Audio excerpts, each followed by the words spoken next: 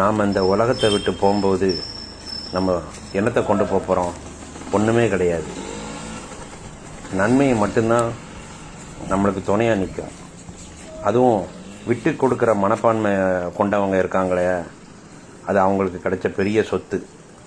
அதாவது எல்லா பில்டர்ஸ், கான்ட்ராக்ட்காரங்களும் சரி, கொத்தனாரும் சரி, இந்த மாதிரி அவங்க கட்டும்போதே அதனுடைய முன்னெடுப்புகள் ஆரம்பத்திலே படிகள் உள்ளே தான் போடணும், இப்படி தான் கட்டணும் அப்படிங்கிற வரையறையை கொண்டு வரணும்.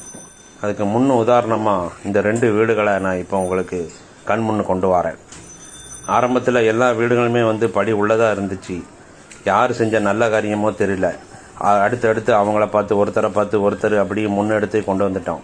இப்போ அதை நம்ம உணர்ந்து படியை தெருவில் கொண்டு வராமல் நம்ம இடத்துக்குள்ளே கட்டணும் அப்படிங்கிற முன்னெடுப்பு கொண்டு வரணும். எல்லா இன்ஜினியரும் சரி, கொத்தனாரும் சரி, வீட்டுக்காரங்க சொன்னாலும் அவங்கள்ட்ட எடுத்து சொல்லி அதுக்கு தகுந்த மாதிரி நீங்கள் பிளான் போட்டு கொடுத்தா நல்லாயிருக்கும். இந்த பாருங்கள், அந்த படி எப்படி கட்டியிருக்காங்க, அவங்க இடத்துக்குள்ளே தான் கட்டியிருக்காங்க.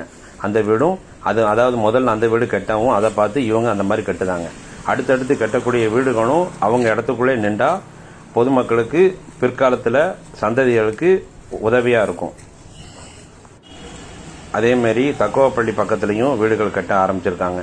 அவங்களும் பொதுநலன் கருதி மக்களின் வருங்கால சந்ததிகளை ஃபவுண்டேஷன் போடுறதுக்கு முன்னாடியே பிளான் போட்டிருப்போம்.